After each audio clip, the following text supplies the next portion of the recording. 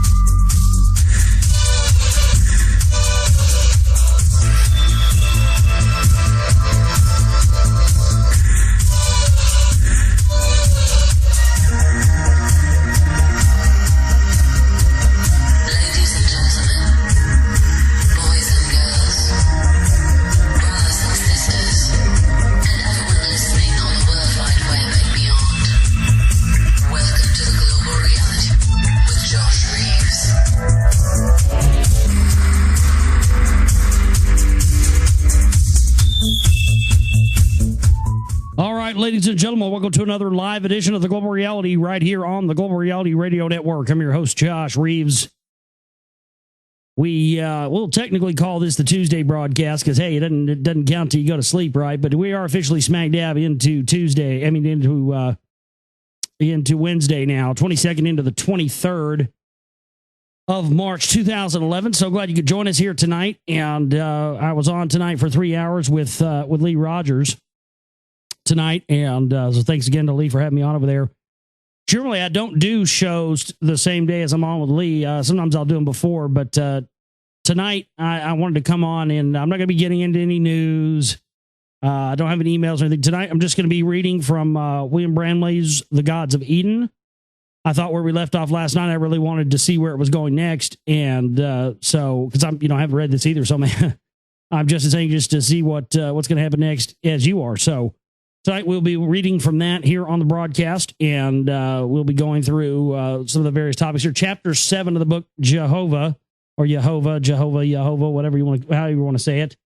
And so we'll be doing that and going over the various informations here in William Bramley's book, The Gods of Eden. Thanks everybody who tuned in tonight over there for 3 hours on Live Free Radio with Lee Rogers and myself. It was a fantastic show. And fantastic listenership tonight over there on that show as well. I thought it was a good show. I thought we got out some really good important information. We got into a lot of topics tonight, everything from what's going on in Japan to New Madrid earthquake to the rock wall and just all kinds of stuff. So definitely check that show out. It'll be repeating on the stream tonight after the end of this broadcast here for you this evening. So crank up that coffee, crank up anything you need, crank up the radio for sure if you don't crank up anything else. And tune in here tonight and join us for this late night Moonbat edition as we will be reading from William Bramley's The Gods of Eden tonight. So the chat room is open as usual. Lots of chatters in there tonight hanging out and talking in the room and having a good time in there. So definitely go in there and say hi and hang out with the other listeners and chatters tonight in the chat room. And we've got a lot of good people in there tonight. So should definitely be fun. Yeah, like I said, I was anxious to get back into reading more of this stuff. And after doing 3 hours over there tonight, generally after doing 3 hours, I'm totally exhausted. But tonight it was good. So we're going to jump into reading the book here for you this evening. Chapter 7. Jehovah, out of William Bramley's The Gods of Eden. Much of the Old Testament is devoted to describing the origins and early history of the Hebrew people. According to the Bible, the Hebrews descended from a clan which lived in the Sumerian city of Ur around 2000 to 15,000 BC. The clan was befriended and ruled by a personality named Jehovah. The Bible claims Jehovah was God. According to the biblical narrative, Jehovah encountered the clan to leave Ur and settle in Haran, a caravan center in northeastern Mesopotamia. There, Jehovah later told the clan's new patriarch, Abraham, to lead his tribe on a migration towards Egypt. The tribe compiled, and over the ensuing generations, it slowly made its way through Canaan towards the Nile River. Starvation finally forced the tribe to enter the Egyptian region of Goshen when the Hebrews at first lived well under the Pharaoh. But upon the coming of a new king to the Egyptian throne, the Hebrews were forced into slavery. The Bible states that after 400 years of servitude in Egypt, the Hebrews were led on an exodus out of Egypt by Moses under the watchful eye of Jehovah. By that time, the Hebrews numbered in the hundreds of thousands. After a long trek and many bloody battles, the Hebrew tribes returned to and conquered Canaan, which was the promised land pledged to them centuries earlier by Jehovah. And so, according to the Bible, was born the Jewish religion. Jehovah was clearly an important character in this biblical story. Who was he? Was Jehovah God, as the Bible alleges? Was he a myth, as skeptics with a secular orientation would have us believe? Jehovah appears to have been neither. The name Jehovah comes from the Hebrew word Yahweh, meaning he that is, or the self-evident. This appellation conveys the idea that the biblical Jehovah was a pure spiritual being, a true supreme being, if you will. But was he? Old Testament descriptions of Jehovah have provided a field day for UFO riders, and for good reason. Jehovah traveled through the sky in what appears to have been a noisy, smoking aircraft. A biblical description of Jehovah landing on a mountaintop describes him in this way. There were thunders and lightnings, and a thick cloud upon the mount, and the sound of the trumpet was exceedingly loud. And all of the people that were in the camp trembled. And Moses brought the people out of the camp to meet with God, and they stood at the lower part of the mountain. And Mount Sinai was altogether covered with smoke, because the Lord descended upon it in fire, and the smoke from the fire billowed upwards like that of the smoke of a furnace, and the whole mountain quaked greatly. Now, the motherfucking mothership just landed on top of the goddamn mountain. Hello! If an ancient Hebrew were to observe the rumbling smoke and flame of a modern rocket ship, the description would not have been much different than this biblical narrative of Jehovah. A later visit by Jehovah contained the same phenomenon. And all the people saw the thunderings and the lightnings and the noise of the trumpet and the mountain smoke, and the people saw it, and they moved away and stood far off. Genesis 20:18. Lest it be assumed that these descriptions might be of a volcano, further sightings reveal that Jehovah was a moving object. And the Lord traveled before them, them being the Hebrew tribes. And the Lord traveled before them by day in a pillar of cloud to lead them the way, by night in a pillar of fire to give them light to go by day and night. He took not away the pillar of cloud by day or the pillar of fire by night from in front of the people. Exodus 13:21-22. Exodus 14:24, 40:34-38, and Numbers 19:1-23 contain identical descriptions of Jehovah as he led the Hebrew tribes to the promised land. The ancient Hebrew eyewitnesses responsible for the above descriptions were not able to get a closer look at Jehovah. The Bible points out that no one was permitted to approach Jehovah's mountaintop landing sites except Moses and a few select leaders. Jehovah had threatened to kill anyone else who tried. The early Bible therefore contains only descriptions of Jehovah as eyewitnesses saw him from a distance. It was not until much later that one of the Bible's most famous prophets, Ezekiel, was able to get a closer look and describe Jehovah in greater detail. Ezekiel's description is probably the most often quoted biblical passage in UFO literature. Right, yeah, Ezekiel's wheel. Ezekiel's detailed account of strange aerial objects has created speculation of intensity that even one Bible publisher, Tyndale House, prefaced in its introduction to the book of Ezekiel with the title, Dry Bones and Flying Saucers.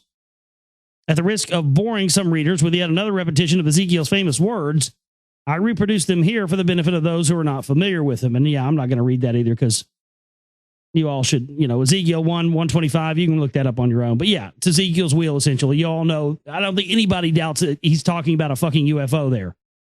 It's pretty undeniable. The voice told Ezekiel that it was the Lord God. The first portion of Ezekiel's vision resembles earlier biblical transcriptions of Jehovah and and all jumbled here. The first portion of Ezekiel's vision resembles earlier biblical descriptions of Jehovah, a moving fiery object in the sky emitting smoke.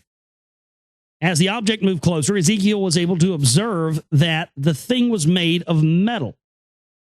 Out of the metal object emerged several human-like creatures, apparently wearing metal boots and ornamented helmets. Their wings appeared to be retractable engines, which emitted a rumbling sound and helped the creatures to fly. Their heads were covered by glass or something transparent that reflected the sky above. Yeah, there's people in spacesuits, for God's sakes.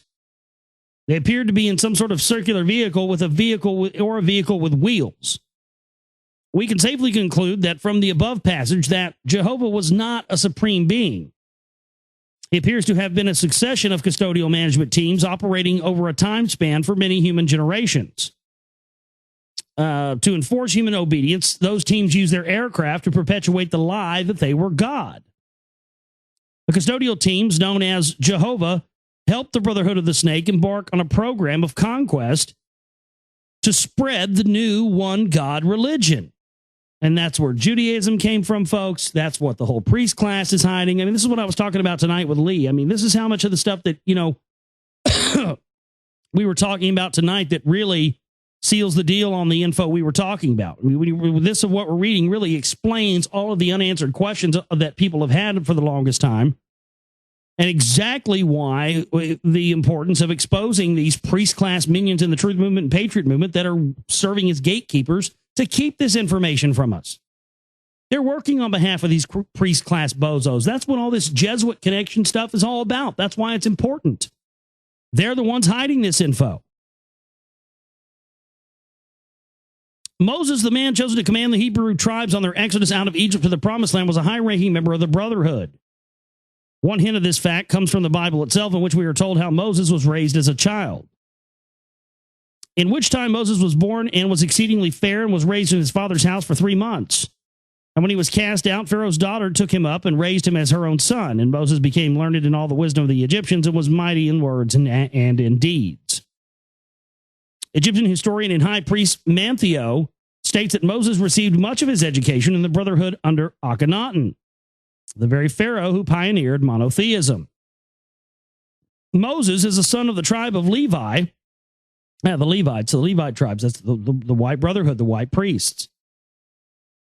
That's exactly what these guys in charge today, and that's exactly what these guys working for, working in the truth movement, patriot movement. You understand? This is why these guys are working with these priest class bozos and trying to cover their asses and cover the asses of the priest class bozos and the CMP and the John Birch Society and all the rest of this stuff. This is why they're doing that. Because again, this goes back to the Levite tribes, the white priests. That's why you have these white nationalists running around in this. Folks, whether they know it or not, they are serving the white brotherhood that goes back to these ancient custodians that have tricked us into believing they're God since time immemorial. That's what's going on here. Moses, the son of the tribe of Levi, attended and educated in Egypt, was initiated at Heliopolis, and became a high priest of the Brotherhood of the reign of Pharaoh Akhenaten. He was elected by the Hebrews as their chief, and he adopted to the ideas of his people and the science and philosophy which he had obtained in the Egyptian mysteries. Proofs of this are to be found in the symbols in the initiations and in his precepts and commandments. The dogma of an only God, which he taught with the Egyptian Brotherhood interpretation, and teaching of the Pharaoh who established the first monotheistic religion known to man. Strong evidence in support of Mantheo's statement is found in the early teachings of Judaism, which were deeply mystical and utilized many brotherhood symbols.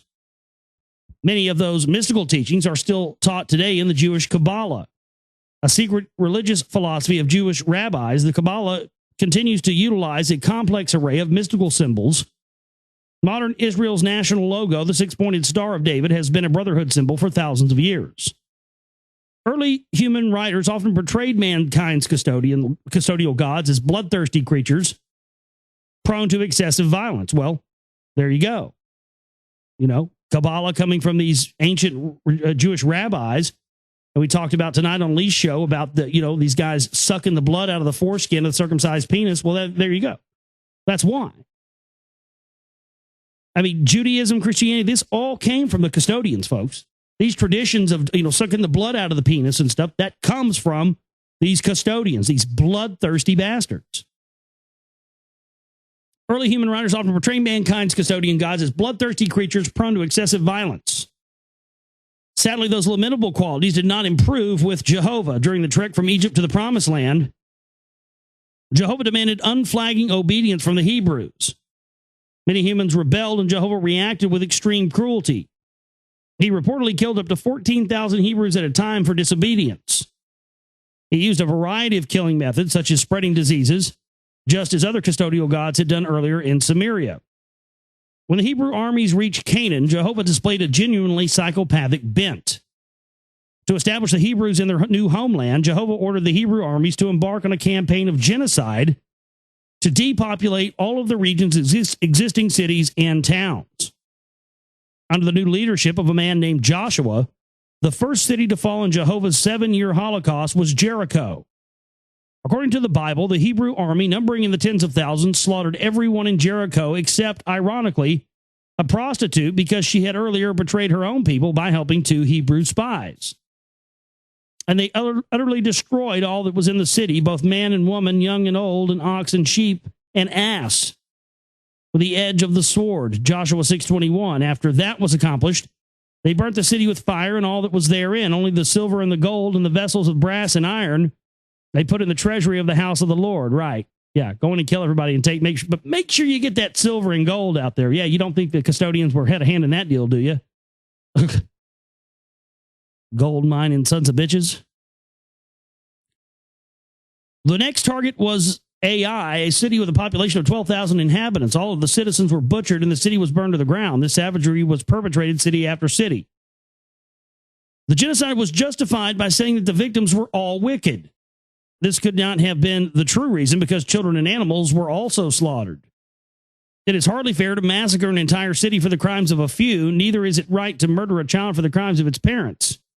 The real crime, according to the Bible, was that the natives of the region had become disobedient. They were more obedient the more obedient Hebrews were therefore elected by Jehovah to wipe out the natives and replace them. Well, that's, believe it or not, that's what they want to do to this day. It's these same bastards running the show. I mean, what do you think these guys, Jews killing Jews, you had the Ashkenazis funding Hitler to exterminate the Sephardic Jews. I mean, what do you think that was? I mean, they call all of us that aren't them goyim. It's sick, man. There is some debate today about whether the Hebrew assimilation into Canaan was as genocidal as portrayed in the Bible. Modern archaeological digs into some of the battle sites named in the Bible, such as Hazor, Lachish, and Debir, have revealed evidence of violent destruction during the time of Joshua. Other sites have yielded less conclusive evidence. Many people understandably prefer to play down the biblical bloodshed as much as possible. To whatever degree the biblical story of the conquest of Canaan is true, it does tell us something very important about genocide. Genocide is often a tool for promoting rapid political or social change by quickly replacing one group of people with another. And my God, did they not do that again in Iraq? They're going to do it again in the whole Middle East. Same people.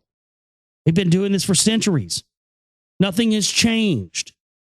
We're just too goddamn ignorant to see it.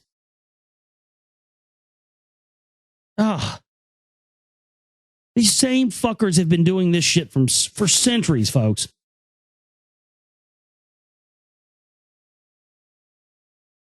For this reason, genocide has emerged as a significant historical phenomenon in connection with many brotherhood efforts at bringing about rapid political and social change. People who are familiar with Jewish moral teachings may be surprised at the brutal behavior ascribed to Jehovah and the Hebrews. The most famous of the Jewish moral teachings are, of course, the 10 Commandments, which were reportedly given to Moses by Jehovah during the Hebrews' trek to the Promised Land. After Moses' death, Jehovah and the armies of Israel clearly violated the commandments in a big way. Thou shalt not kill was transgressed when the Hebrews massacred the inhabitants of Canaan. The Hebrews ignored the commandment, thou shalt not steal, when they robbed the dying cities of their precious metals. They were no better about adhering to their commandment, thou shalt not covet thy neighbor's wife, nor anything that is thy neighbor's, when they committed genocide to take away the land of their neighbors. This behavior is puzzling because many biblical commandments do establish a decent code of conduct. For example, the Hebrews were admonished never to cooperate with a wrongdoer by giving false testimony. Another commandment stressed the importance of individual responsibility in the face of group pressure by stating, you shall not go along with a group in doing evil. Tolerance for outsiders was made law with. You shall not vex a stranger nor oppress him. Thieves are usually required to pay restitution to their victims. How do we account for the existence of such humane commandments in the face of such barbaric behavior? Part of the answer may lie in the words of Mantheo. The wonders which Moses narrates as having taken place upon the Mount Sinai, the mountain upon which Jehovah reportedly gave Moses many of the commandments, are in part a veiled account of the Egyptian initiation which Moses transmitted to his people when he established a branch of the Egyptian brotherhood in his country. If Mantheo's words are true, then many of the commandments may have come from human sources within the brotherhood rather than from custodial sources. That is key. That's key because I was hinting about that on Lee's show tonight. The idea that, these guys, these priests that had this ancient knowledge at some point, I don't agree that they said, okay, you're supposed to take this knowledge, keep it for yourself, and then, keep the people in ignorance. That's not what it indicates. It indicates that once the priests realized how much power they had, it was that they could assume power over the whole planet if they used that information in secret, kept us in ignorance, and only used it to further their plan and their agenda. And that's exactly what they've done to a T. It's all relevant to everything that's going on. This is just as important as the news or anything else, folks. Because if we don't understand this, they can pull off every false flag terror event, every tsunami, every earthquake, everything they want to do, and it still won't matter because we have been too distracted by the bullshit to look at the information that the bullshit artists have told us is a distraction. It's unfucking believable. This is the info that we all should have been looking at for the longest time because it explains the entire quote-unquote New World Order system.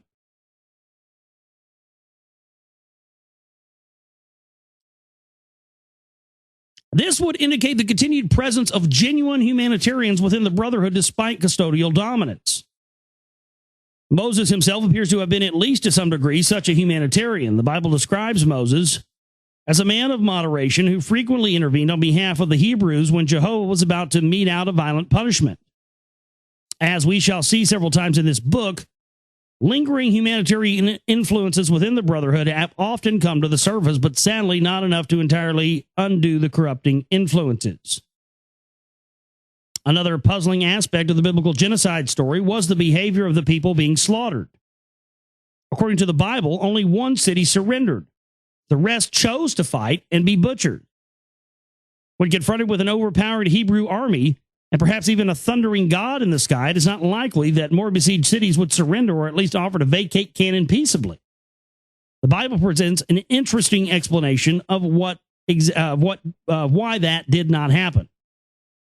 There was not a city that made peace with the children of Israel, save the Hivites, the inhabitants of Gibeon, and all others they took in battle. For it was the Lord who had hardened their hearts. They would go against Israel in battle, that he might destroy them utterly, and that they might find no favor, and that he might destroy them. The above passage states that Jehovah had manipulated the victims' people into fighting the Hebrews so that the victims could be destroyed. This is a stunning and important admission, for it would imply that Jehovah or other custodians dominated other cities in the region and used their influence to manipulate people into fighting the Hebrews. And my God, what have they done ever since, folks? These same custodial bastards are the ones that are trying to use their influence to manipulate people in the truth movement and patriot movement to want a violent conflict against the government now. Can't you see this? Yeah, that's a stunning and important admission. My God. That's like the first admission of what people call false flag, isn't it? You goad this group over here into fighting, so when they get ready to fight, you can crush them. That's the whole plan they're trying to institute now with the teabaggers and the patriots and all this shit. The same fucking people running these priest class bozos.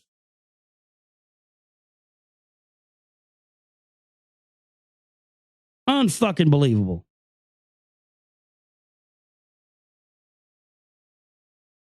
The Bible reports similar manipulations in an earlier episode when the Hebrews were still slaves in Egypt. Jehovah had instructed Moses to go to the Pharaoh to ask that the Hebrew tribes be freed. Jehovah, however, had influence over the Pharaoh, and Moses had been warned in advance that Jehovah would cause the Pharaoh to say no. According to the Bible, Jehovah had a definite reason for manipulating the Pharaoh in that fashion. And the Lord said to Moses, "Go to the Pharaoh, for I have hardened his heart and the hearts of his servants, that I might show my powers before him. And so that you may tell in the ears of your son and your son's son what things I had brought about in Egypt, and my miracles which I have done among them, that you may know that I am the Lord." God, it's unbelievable. When you look at this, I mean, even that statement right there, folks, isn't this an amazing new perspective to look at the Bible from? When you look at this, when you see it from the perspective of this is a trickster, and this is somebody who is tricking people into believing that he's a god so he can control them. My God, everything in the Bible just makes so much more fucking sense, doesn't it? Wow. It's just undeniable. Absolutely undeniable to me. After hearing those words, Moses went to a Pharaoh a number of times to renew his pleas for the Hebrews' freedom. Each plea was rejected, and each rejection was followed by a calamity visited upon the Egyptians by Jehovah. The calamities included vermin infestations, plagues, boils on the skin caused by fine dust settling over the countryside. Boils on the skin caused by fine dust settling over the countryside. And people get boils and stuff now. Hell, I had one a year or so ago. People get that stuff now from chemtrails.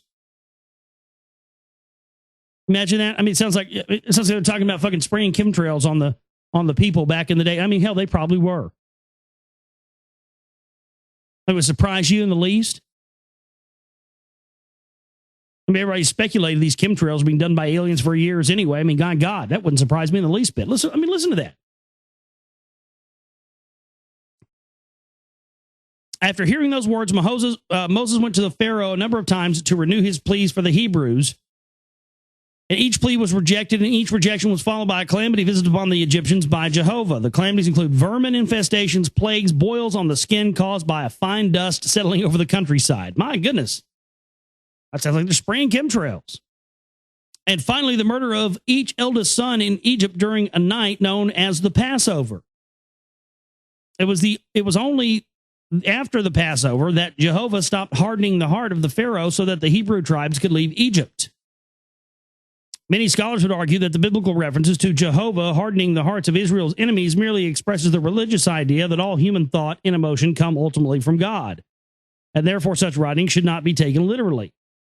In this case, we should take the Bible seriously because it has described a very real political phenomenon, two or more parties being manipulated into conflict with one another by an outside third party. One of the most famous philosophers to discuss third-party manipulation as a tool of social and political control was Niccolo Machiavelli, the 16th century philosopher. Although Machiavelli was not the first to write about these matters, his name has become synonymous with unscrupulous political cunning. Machiavelli authored several unsolicited how-to manuals for the benefit of a local prince. Those writings have become literary classics. In them, Machiavelli describes several of the techniques used by various Italian rulers to maintain control over a population. One method was to breed conflict.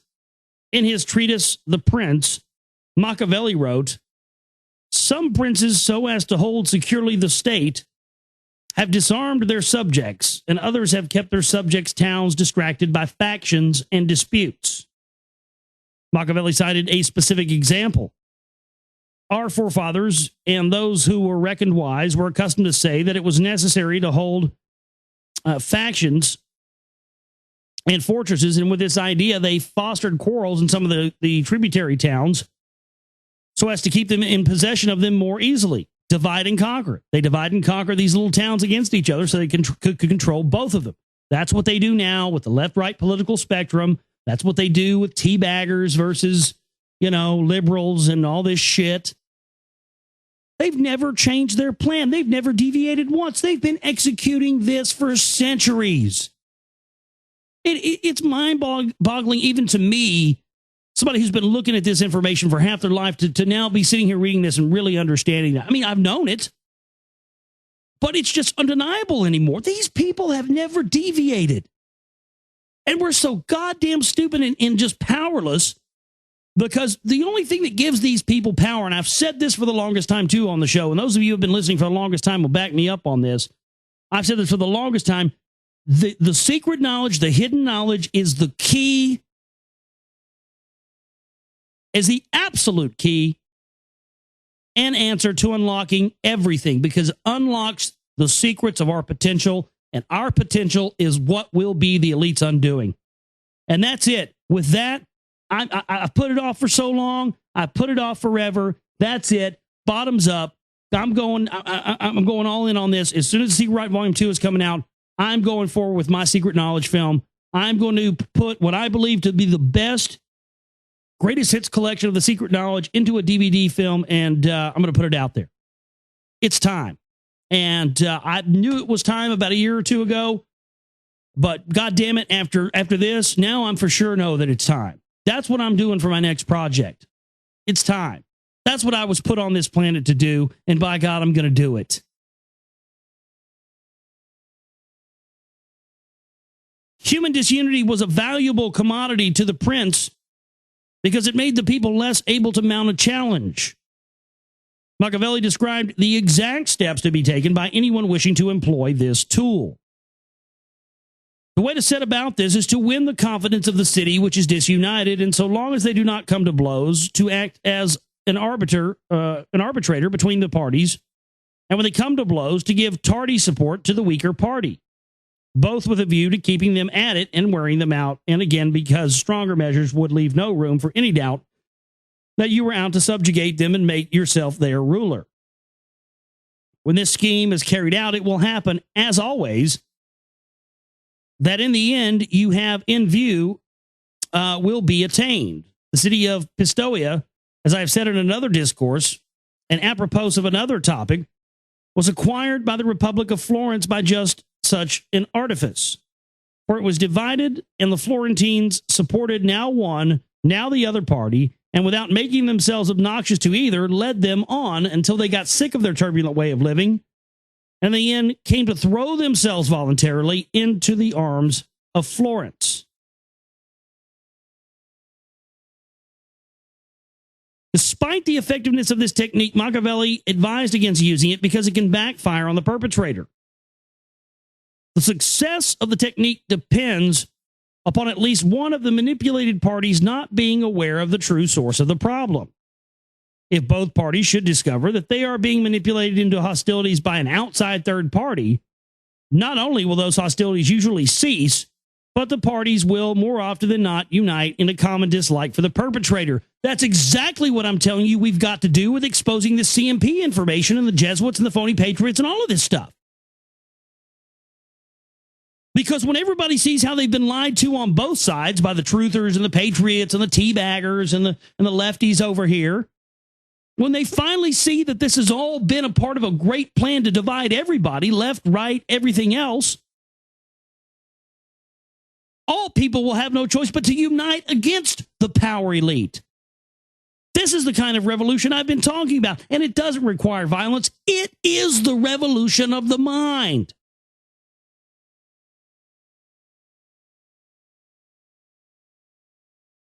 This phenomenon can be observed on a personal level when two friends discover that a third friend has been saying derogatory things about each one to the other behind their backs. Classic back shit talking. We wonder why everybody does that. It's fucking programmed into us by these goddamn custodial bastards. Hey, I got a custodial job for you, motherfucker. Go clean the shit out of my toilet. There's a custodial job for you. You fucking clowns are going down.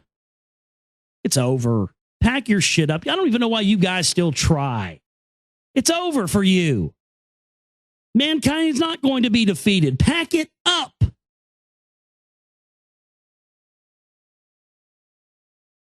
For the technique to be effective, the perpetrator must remain hidden from view as the source of the conflict. To summarize the observations of Machiavelli, we find that breeding conflict between people can be an effective tool for maintaining social and political control over a populace. For the technique to be effective, the instigator must do the following. Number one, erect conflicts and issues which will cause people to fight among themselves rather than against the perpetrator. God. Yep. Well, that's the whole thing for me, though. I read Machiavelli, The Prince, several years ago. And that's what it is. It's the blueprint for divide and conquer. Number two, remain hidden from the view as a true instigator of the conflicts. 3, lend support to all warring parties. And 4, be viewed as the benevolent source which can solve the conflicts. As noted earlier in the Tower of Babel story, the custodial gods wanted to keep mankind disunited and under custodial control. To accomplish this, the biblical story of Jehovah indicates that custodians implemented the Machiavellian technique of creating factionalism between human beings.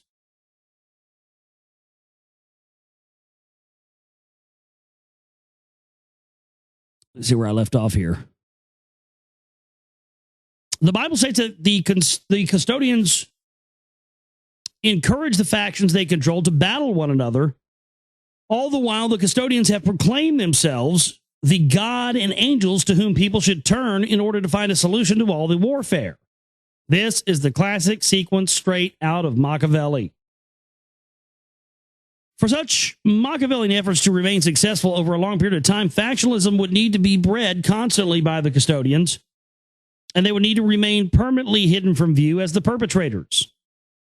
And that's exactly what they've done by having these cover groups. That's why they have always put out the things. See, folks, this is why my point is proven that the priest class are the real controllers.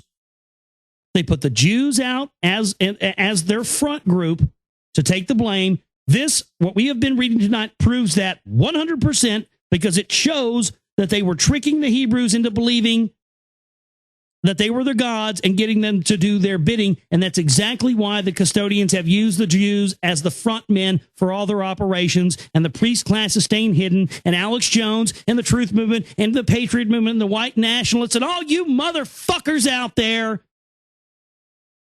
This is the final straw. This is the one that broke the camel's back. We now realize this beyond any shadow of a doubt. Oh, my God. There it is right there, folks. That lays it all out. The Jews have been their front men, have been their scapegoat, have been their fall guy from day one. For such Machiavellian efforts to remain successful over a long period of time, factionalism would need to be bred constantly through the custodians, and they would need to remain permanently hidden from view as the perpetrators. That's what they've done. They've remained permanently hidden from view as the perpetrators until now. Until now. Because these priests, these ones that control all of these groups, folks, this is them. This is what they've been hiding. This is why Alex Jones has told you for years that talking about extraterrestrials and the Anunnaki and all that stuff was a distraction. And you needed to focus on the bankers. No, don't look over here what the priest class is doing. No, don't worry about the CMP. Worry about the CFR. Yeah, why you think that fucking clown's been telling you that lie? So that you'd never find out this.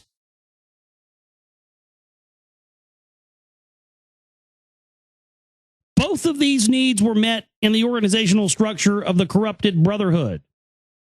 The Brotherhood was being forced into a far-flung network of politically powerful secret societies and religions which could successfully organize people into competing factions at the same time. Brotherhood traditions of secrecy effectively disguised its organizational hierarchy, and this secrecy became a screen behind which custodians could hide at the top of the Brotherhood hierarchy behind veils of myth and thereby obscure their role as instigators of violent conflict among human beings. My God. There's another one. Another just monumental fucking paragraph right there. The secrecy became a screen behind which the custodians could hide at the top. That's why for years and years and years, everybody, they go up the food chain. They find the Bilderbergers, they find the bankers, they find the Rothschilds. And then when they get up to a certain point, you hit a brick wall. You can't figure out, you can tell there's another top of the power structure, but you can't find out who it is. For years, we've all had that problem in the research community. Well, that sentence right there tells you why. The secrecy of the secret societies became a screen behind which custodians could hide at the top of the brotherhood hierarchy, behind the veils of the myths and the myths are the things that they tell in the secret societies. They're hiding behind that and thereby obscure their role as instigators of violent conflict between human beings. We're at war because they put us at war, not because we want to fight other human beings. We all know that.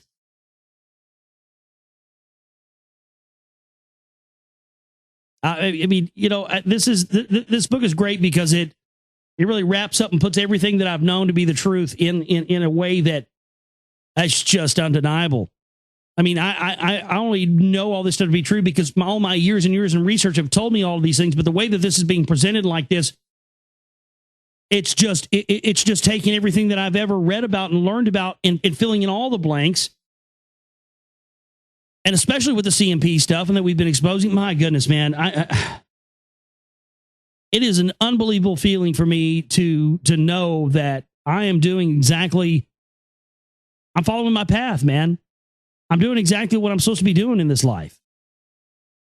It's a very, it's just an unbelievable thing. I feel so lucky because not a lot of people get a chance to do that, especially in our society. And I've never given up on the times in my life when my life sucked. And I didn't see any way out of it, but I always knew that if I kept on pushing and I kept on just surviving and living, that eventually the path of my life would present itself to me, and it has.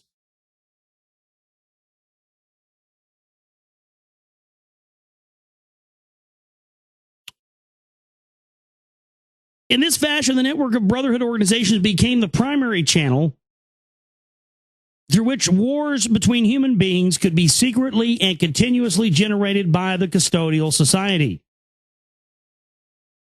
thereby carrying out the custodial intentions announced in the Tower of Babel story. The brotherhood also became the channel through which the custodial institutions could be imposed upon the human race. Wars serve another custodial purpose revealed in the Bible. The Adam and Eve story mentioned God's intention to make physical survival an all-consuming chore from birth until death. They've effectively done that. Wars help bring this about because they absorb large-scale resources and offer little to enhance life in return. Wars tear down and destroy what has already been created. This makes a great deal of extra effort necessary just to maintain a culture. The more a society engages in building war machines and fighting wars, the more the people of that society will find their lives consumed in tedium and repetitious toil because of the parasitic and destructive nature of war. This is as true today as it was in 1000 BC. I couldn't agree with that statement more. It is easily observed that the people will fight and quarrel without any outside prompting. There is hardly a creature on earth that does not at some point in its life attack another. One clearly does not need a manipulative third party for a dispute to arise between groups of people. Third parties simply cause disputes and conflicts to be more frequent, severe, and protracted. Spontaneous, uninfluenced fights tend to be quick, awkward, and centered around a single visible dispute. The way to keep fighting artificially alive is to create unresolvable issues, which can only be settled by the complete annihilation of one of the opponents, and then by helping the opposing team sustain their struggle against one another by equalizing their fighting strengths. Every war ever fought right there. To keep a whole race in a constant state of strife, issues over which members of the race will fight one another must be generated continuously, and fervent warriors must be bred to fight for those causes, just like they did with Al-Qaeda. I mean, everything should be making a lot more sense to you now, folks, no matter what level of this information you're at, whether you're a noob or an advanced person or, you know, a long-term veteran or a short-term person that's been looking at this stuff for a few years. This should really make things a lot more clear for you now. You know what I mean? These are the precise types of conflicts which have been created by the Brotherhood Network all the way up until today. These artificial conflicts have embroiled the human race in the unrelieved morass of wars which have so blighted human history. Detecting Brotherhood involvement in human events is sometimes tricky. The job is made easier by following the use of several of the Brotherhood's most important mystical symbols. Those symbols act as colored threads weaving in and out of the view by which we can trace the old of the Brotherhood Network in shaping history. One of the most significant of the symbols is, curiously, an apron. So we're going to leave it right there for tonight. Wanted to come on and at least do a chapter with you guys tonight because I had did 3 hours over there with Lee Rogers tonight. Didn't have a live show, but man, oh man, oh man, oh man, what a damn chapter that was with Chapter 7 of William Bramley's Gods of Eden tonight. My goodness. Well, I'm glad I came and did that too. I know it's a short show tonight, but my voice is kind of racked. I'm sure you can tell. I'm getting kind of. I talked for almost 4 hours tonight, so I'm done for the night. But man, what a chapter that was! Great info. I'm just blown away. I mean, I've got a lot to think about now too after tonight, and I hope you do as well. This is an important broadcast. I'm sure some of our friends will put it up on YouTube and stuff, but I think the reading of this has been an important broadcast because, man, doesn't it really wrap up all the suspicions and everything that we already know from years and years and looking at documents and years of looking at the news and the wars. I mean, this really explains everything pretty well, doesn't it? It makes everything make total sense, folks. This is really it. I mean, if we can find a way to get this information in the hands of more people, we could change some things around. And I'd made that mission, my mission to do that a couple of years ago, but I've been so busy, concentrating on the importance of this CMP thing and getting the C-Right 2 out that I sort of put that on the back burner. Well, not anymore. I want to go fucking balls deep in exposing the rock wall and the ancient secret knowledge. I want to do it all. Let's do it all. The only person that can decide that you can or can't do it all is yourself. So let's just do it all. Let's expose it all. Let's go after these bastards. The time is now. The world belongs to us. Let's take it back. Support our work. Please go to the Chip and Banner. Use the Chip and Banner there to help us pay the bills for the month.